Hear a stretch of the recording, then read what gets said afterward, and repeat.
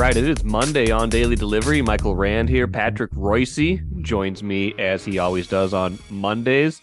Patrick, we got a lot to get to. NFL playoffs here in a minute, of course, because those are some interesting games this weekend. Some really good ones, including the last one of the weekend. I thought that was an exceptional, kind of old school, a little bit tussle between the 49ers and Cowboys, but all of them had their own things going for them. Maybe we'll get to a little college basketball talk at the end of the show here too. But Patrick, we got to start with the Twins trade from, I believe it was Friday, I guess, the Luis Arraez trade to the Marlins. Pablo Lopez and a couple prospects coming back here. An interesting kind of deal in that, both teams kind of dealing from a position of strength. Twins, trading someone who's, a very good hitter for them. Marlins trading a good pitcher. So it's, it's kind of a 1-for-1 there. And then the Twins get some prospects. I've got some thoughts on it that I haven't shared yet, but I want to hear what was your reaction when, aside from not terribly surprised, what do you think of dealing Luis Arraez for in this package? I am not a big fan of a franchise that would rather have Joey Gallo than Luis Arraez. I'm sorry. I like at-bats. They apparently like walks and home runs, and they don't care if he strikes out 40% of the time. I like good at bats, and I think he was a hell of a leadoff hitter, even though he didn't walk a lot. But he kind of set up the fact that, okay, you're starting the game, you got a tough at bat. Correa's hitting second. The idea that he doesn't have a position, well, I don't know if Jose Miranda has a position either. So we're going to find that out. And they were the numbers guys, the war guys, and all those people like the trade. And we'll see. Pablo Lopez missed his rookie year. He missed the last month of the season, 2018. 2019, he missed 2 months with a bad shoulder. And 2021, he missed 3 months with a bad shoulder. Now, last year, he made all his starts, but we'll see. He pitched 180 innings last year. And if he can do that again, it's probably pretty good. I read something about what a great changeup he has. He's apparently, he throws 93, 94. I said Lavelle actually made the comparison to Radke when Radke was young. Seemed like a really sharp guy on the Zoom call. Nice guy. But, I think that I don't approve because I like that guy as a player. I like him as a batter in a lineup. I don't like strikeouts. I don't like, Larnach. We're talking about Larnach. He strikes out once every 3 times, right? Okay. Yeah. You got Gallo strikes out 2 out of every 5 times. He'll draw a walk. I don't like those kind of hitters, and that might make me old school, but I don't care. And I never thought the Rise was a real, did much damage defensively. He was okay at second. He didn't play there much. And he went over at third, wasn't very good, but he was, first base. I guess they don't like 5'10" first baseman. I think the key to it all is, can Kirilloff play? Yes. If Kirilloff can play, then they got a guy who's going to give them good at bats in the middle of the lineup with more power, can play first base for them, and they can play. But they're saying, oh, everything looks good. They're optimistic. But I talked to some people, they have no idea. They have no idea if the risk's going to hold up or not. It sounded like pretty dramatic surgery. And now if you take him, if you don't have him, and you don't have Arraez, all those left-handed hitters you got, who do you like? Right. Who do you like? I don't like Gallo. I don't like Kepler. They apparently can't get anything for Kepler. I wouldn't think so. Like to trade him, but nobody will give him anything.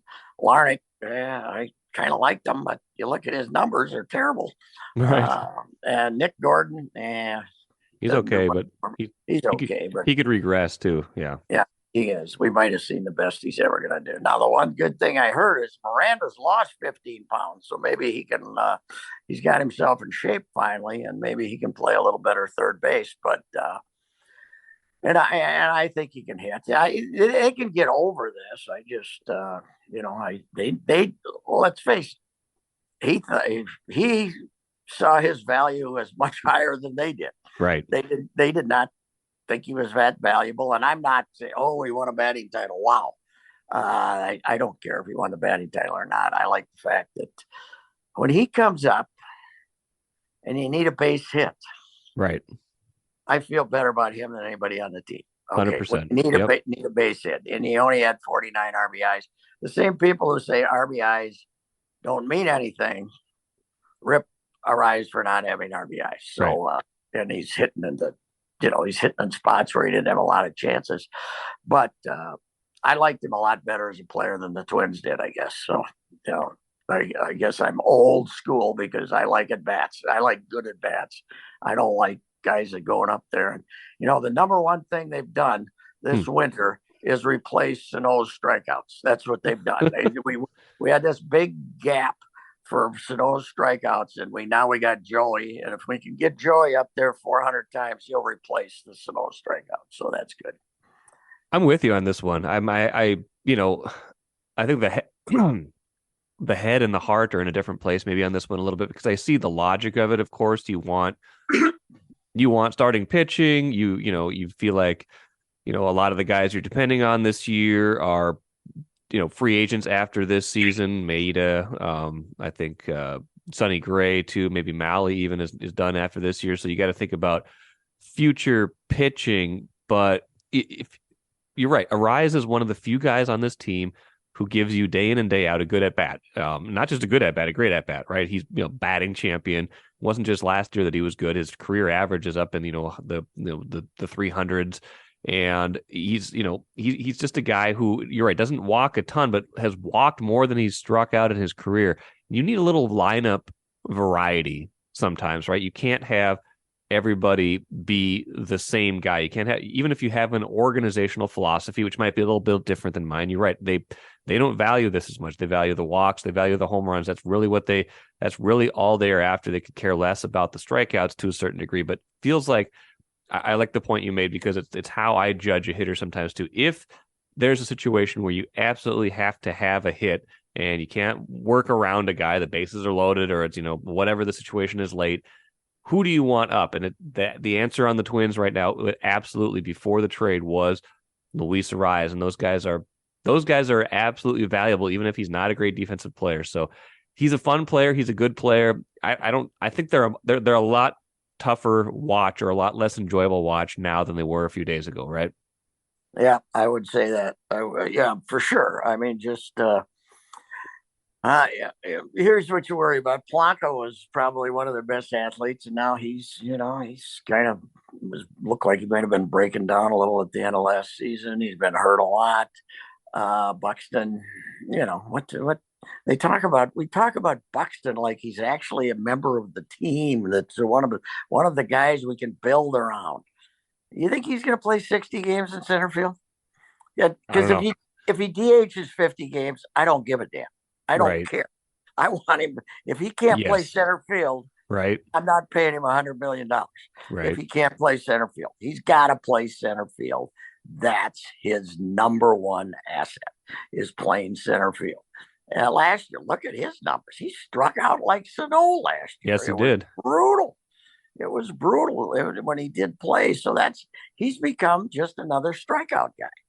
And last year I looked it up. They were only like the middle of the league. They had 1,300 and some. They were all the same, 1,300 and some. But if you get Gallo 400 at bats and you get Buxton, as mostly a full-time player, and Larnach plays a lot, they got a chance to strike out 1,500 times. Yeah.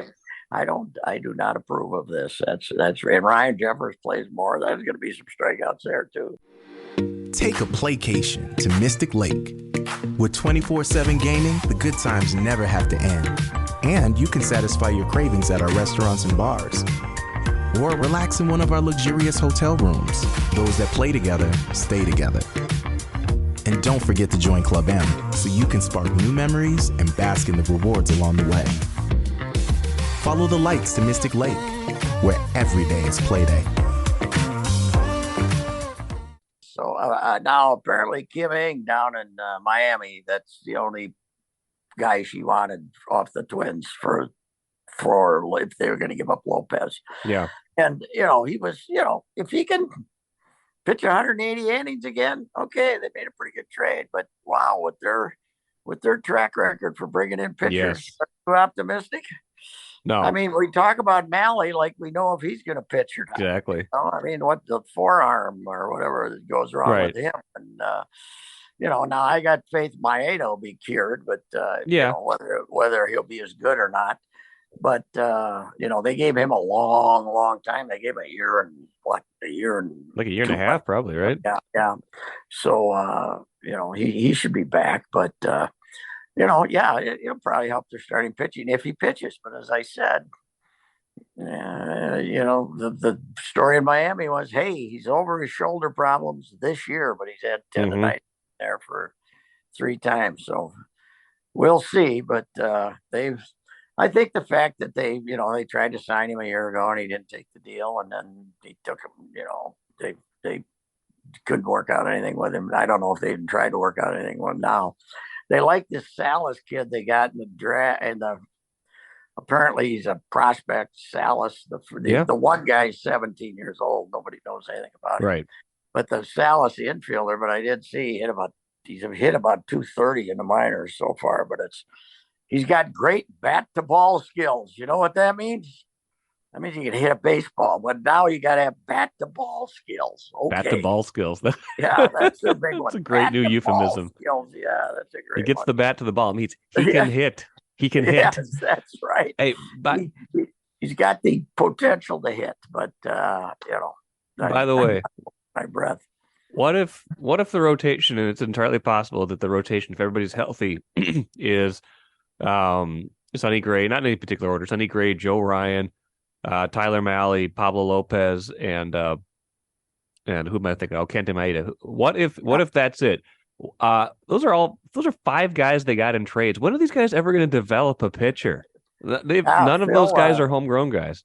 Phil asked him about that on the conference call. Okay. He wrote about it too. How all the pitchers are from outside. They gave up prospects for all of them. Right? Yeah, well, or players. Not Lopez, not a prospect, but yeah, they've given something. Yeah. I mean, they gave up their number 1 pick, Petty, for Sonny Gray.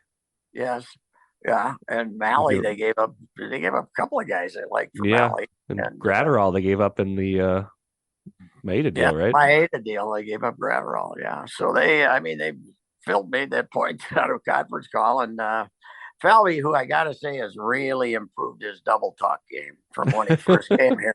He's had a lot of practice. Coach speak or whatever we want to call it, executive speak. Because he was pretty, he always seemed nervous, and he'd say collaborative about every 4 words. And now he's much more smoother when he's talking around direct questions like Phil asked him about, hey, when are you going to develop a pitcher, basically? Yeah. Well, they've had Ober here, but he's right. That's 2 years in a row. He got broken down. And Winder's I like him, but he's been injured 2 straight years. And I don't know anything about Woods Richardson yet, but that's another trade guy. Yeah, he is a trade guy. That's true. So it's not. It hasn't been a font of development, that's for sure. No, and again, it's fine. However you get guys, it's just that these guys got here. What? 6 years ago now that they got here? Oh yeah, it cost them a lot of ammunition when you do it. I mean, but I guess the point to make is they've given up a whole lot to get all these guys. Right?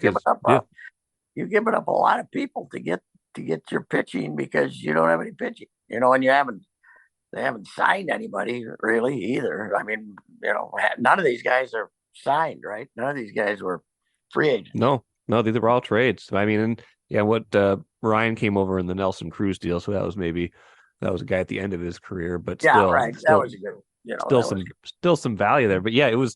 And again, like I said, you get players however you get players. It's just that these guys came in, especially Falvey, with a reputation. That was kind of what we were sold on, was this guy will help come in and develop pitching. And again, you get pitching however you can. If the pitching's not coming along, you can't just sit there and hope that it does and have a bad staff. But it is an interesting point that they have to keep, that they insist on keeping doing this, making trades, not signing guys so much that this is how they are going about building their pitching. I mean, bottom end of the day, though, if huge ifs, if they can manage to keep, 75% of this rotation healthy, it should be pretty good, right? I mean, this definitely helps the starting rotation. Wow. Yeah. Here's the other thing is I'd rather have this guy than the other rumor that was earlier in the winter or in the off season was they might trade Arraez to Cleveland for Plesac. And I'm not a big Plesac guy because he seems like he's crazy. But, this guy's I must have better stuff than him. But that was a rumor that was floating around in October. And that wouldn't have been good. I don't think you'd like to put Arraez in that Cleveland lineup, which is all about getting base hits and getting on base and not worrying about home runs. That would have been a perfect spot for him to play with Jose Ramirez and those guys. But I'm glad he didn't end up in Cleveland. That'd be bad. The trouble is the Twins' second series of the season is in Miami. Oh, really? So we won't get a chance to cheer for Louis when he comes back here. Now next year he'll be 2024. He'll be because they play every team in the league now, and you play them every other year at home. So, they ever play every other team in baseball now, starting this year with the schedule. So, I don't know. I don't think it'll hurt them at the box office because they're already at. Why there isn't a box office anymore. Hurt them. I don't think it'll hurt them on the app, but right. But because they're already pretty much bottomed out. I don't know if they can go much lower. They had their lowest attendance since 2000. Yes, I know. It's amazing, isn't it? Yeah. So along those lines, Patrick, I saw someone I follow on Twitter, Melissa Berman, big Twins fan, tweeted the other day after the trade, said Luis Arraez Bat Day mysteriously changed on the website just Bat Day. She had the page open, and then all of a sudden it was just Bat Day instead of Luis Arraez Bat Day. I got something for you. What's that? They hadn't publicized the big secret event at the Diamond Awards was going to be Carew, Oliva, and Joe Mauer. Now Joe's dad died, so that's he probably would have been out being there to present the silver bat to Luis Arraez. Okay, that's off the books now. That's off the table. We'll get a 30-second video call now instead, right? Video tribute. I don't know if we'll even do that. He might call in on a Zoom and say, "Hey, I'm going to miss you, folks," or something. But they were going to. I think they had a video and the whole thing of all the three hitters because with Correa getting 5 awards, things are a little. That's right. Good thing he's coming back. Jeez, it would have been Diamond Awards would have been about just a drive-through. Yeah. So anyway, that was one of their deals. Arraez was going to be honored. So wow. Well, no longer. I don't know why you couldn't wait a week. I don't, but right. And maybe it looked even worse if they would have, given him this great honor and then traded him. And on Friday, sorry. Bad news. By the way, one more thing, Louis, we just traded you. By the way, this guy that we're comparing you to the greats of all time, we're now trading you. You're out of here. Out of here. It's, but they got the approval of the war crowd, so that's good. Yeah. I mean, it's as a baseball trade, I think it's fine. It's just they're gonna miss him, and I think a lot of people are gonna miss him, and they're probably gonna miss him more than they realize. Let's move on. I think one problem is that I think they might have thought they could have traded Kepler for something, and some teams were looking for outfielder, but I just doesn't have much. He's a good defensive outfielder, but he hasn't hit for like 3 years. 3 years, yeah, that's the trouble. I mean, 2019 he got MVP votes, and he has been awful since. There's another guy. I think if he had his choice, he'd be a soccer player in Germany. I don't think he likes baseball. So no, I mean he might benefit a little bit from the new infield rules because he hits a lot of hard ground balls, but I don't know. I don't know if it's going to make much of a difference, enough of a difference. He's been around long enough. We kind of know, I think, what he is, and what he is fine. If they keep him and wind up with the defensive outfield of Kepler, Buxton, and Gallo when healthy, that's an awfully good defensive setup. So we'll see what they wind up doing. But I still think they're looking at Gallo as a first baseman. really? Myself, I think so. Yeah, he was pretty good. He played some there, and he was pretty good. And I think that's one reason they got him, because they're not sure about Kirilloff. So because they cannot have enough outfield / first baseman. Jeez, they've got like that's 18 right. of them. Jeez, That's right. just play one guy at one place. Just like Gallo's a pretty good outfielder. I don't know why they do that anyway. Who knows? They got a lot to sort out still. NFL Patrick was pretty good this weekend. Bills got humbled by the Bengals. Boy, the Bengals are good. Yeah, they are. Chiefs are in trouble. Yeah, Bengals have beat the Chiefs without Mahomes limping, or with Mahomes. Yeah, they might be. Yeah. And I watched them like a month ago, and I said, boy, they're way better than they were last year. And they're hard nosed. And you know what? I was looking it up. Mm-hmm. They just got themselves this year in October a practice bubble. Wow. They had the practice field bubble. So like the Edina golf. Okay. Yeah, out there. That's before that, they practiced outside next to Paul Brown Stadium or in Paul Brown Stadium last year. And when things got really cold, they would take buses over to the University of Cincinnati and ride and practice in their bubble. Mankato's got a bubble 3 times as good as what they got, but the cheap Brown family wouldn't ever build them a practice facility. The Vikings went and practiced there with Zim about 3 years ago. Remember that? Yeah. And the guys who went, they're like underneath the parking ramp next to, it's just an ungodly cheap operation, which just proves if you got the right quarterback, I was going to say, doesn't make any difference. I was told you had to have facilities to compete. Yeah, you don't need a $200 million practice facility. If you got the right quarterback, boy, that kid's good. Ooh. Oh yeah, he's great. He was really good. He's confident too. I love when he said when asked about their championship window, he said the window. My career is our championship window. Something like that. I was like, that's good. He's confident, but he backs it up.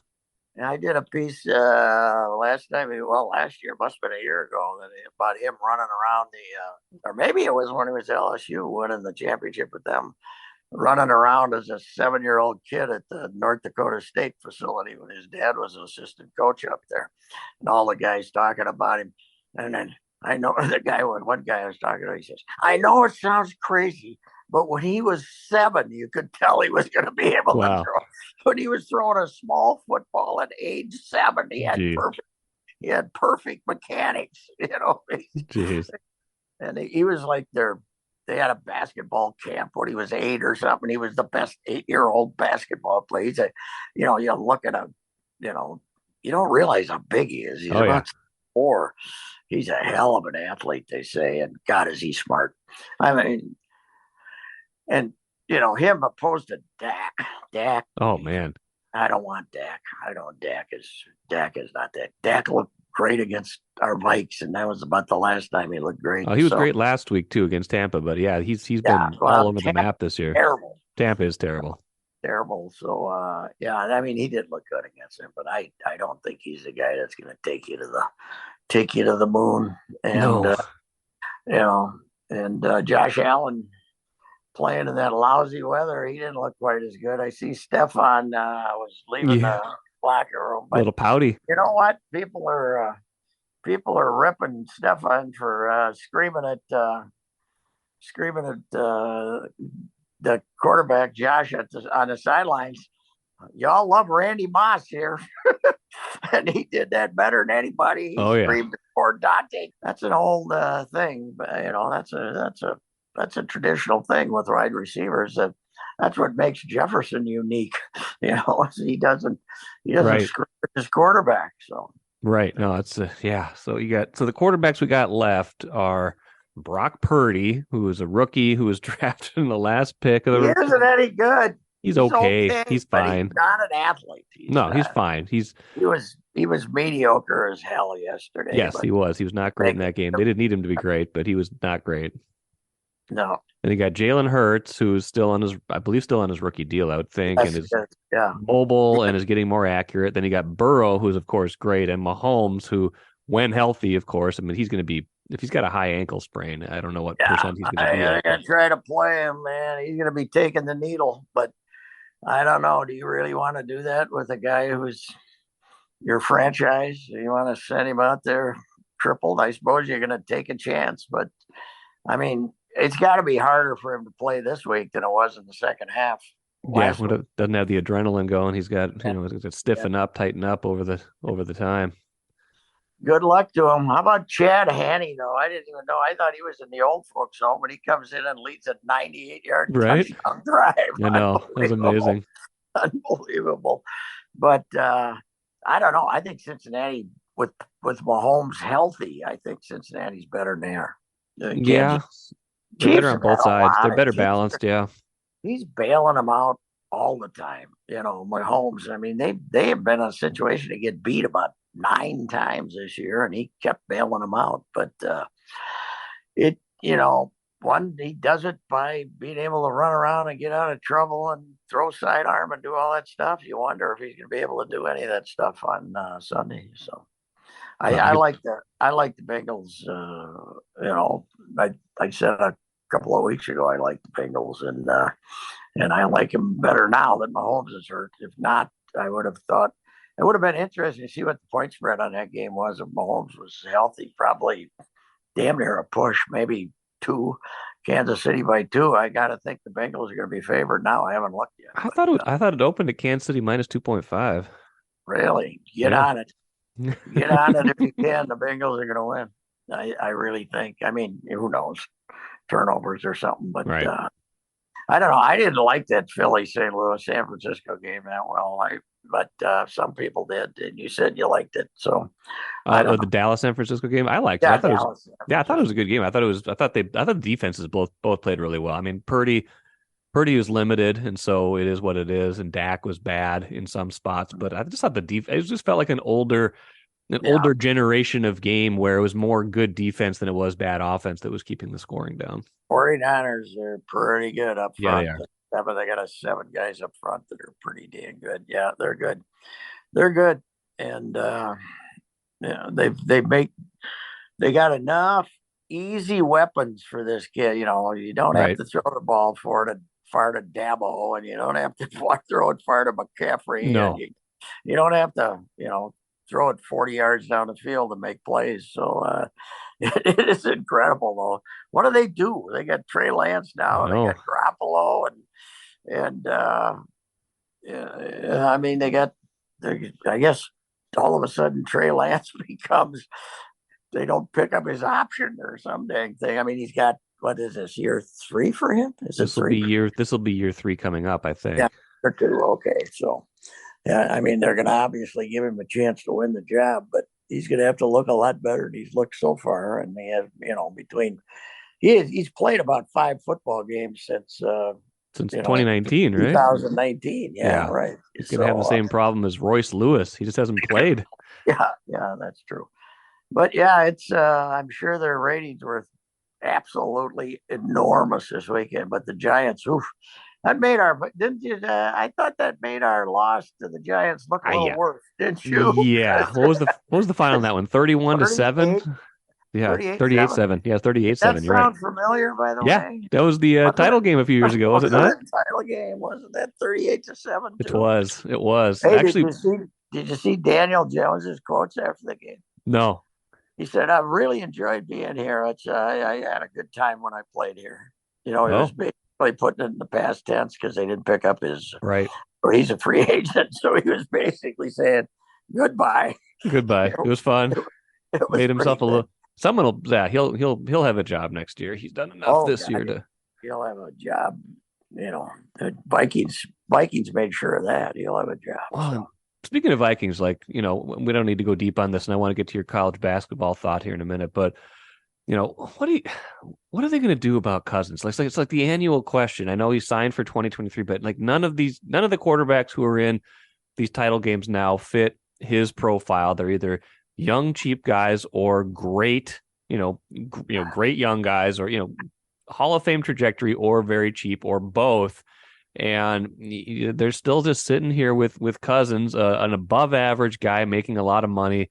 And I think you're probably stuck with him for 2023 unless you decide you're going to try to convince him to take a trade and stuff like that. But you just went 13-4. So I just feel like it's almost like going 13-4 this year put them in this kind of bind where they might not be able to honestly do everything they want to do to the roster in the offseason unless they get bold and get approval from ownership. They're still just kind of stuck right now with this roster. Yeah, and part of the stick now is, okay, you gotta, even if you keep him, you gotta get the guy who can play, right? You gotta draft somebody, right? Right. You gotta have a succession plan. You got a first, and then you got a third. A first, a third, a fourth, and a fifth, and that's it. Yeah, and the last time you took a third, the guy couldn't hit a wall with the football. So, right. If there's, I don't know how many first rounders there are in this draft this year. How many? I mean, it's not a great quarterback draft, yeah. And that there wasn't last year. So I don't know. Who do you identify? Where do you go to get somebody? Where do you go to get the replacement? I don't know. There's not a Brett Favre sitting around on a practice squad in Atlanta or some damn no. thing. So unless it's Trey Lance.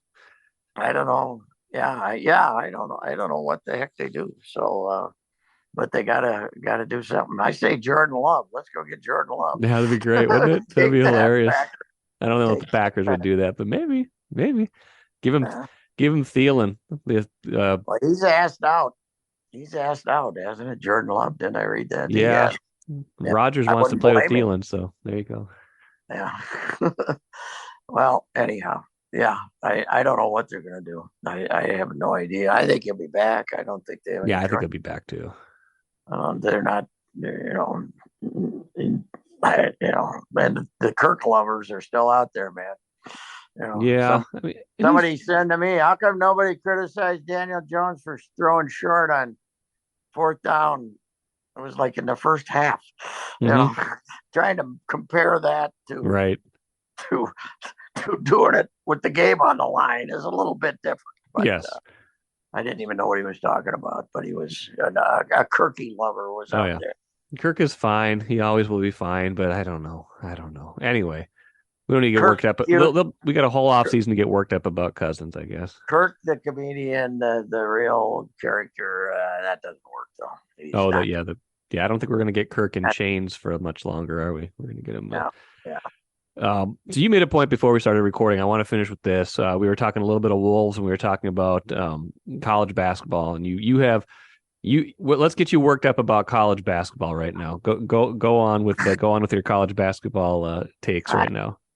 I am watching that Gopher game yesterday. Now, Michigan, obviously they scored 39 points Purdue, and I didn't watch that one, but thank God.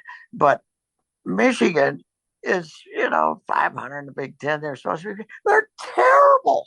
They got the big guy who stands there like a big goof, doesn't do anything. The rest of them stink. They're no good. They can't make any shots. Howard's kid got hurt. He's supposed to be good. He didn't make any shots. Did you see these clowns with 90 seconds to go? And the Gophers are trying to catch him now.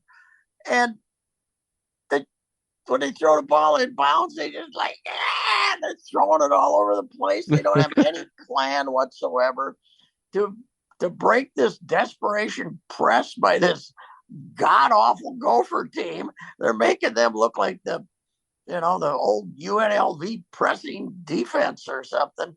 They're terrible. And the Gophers are worse.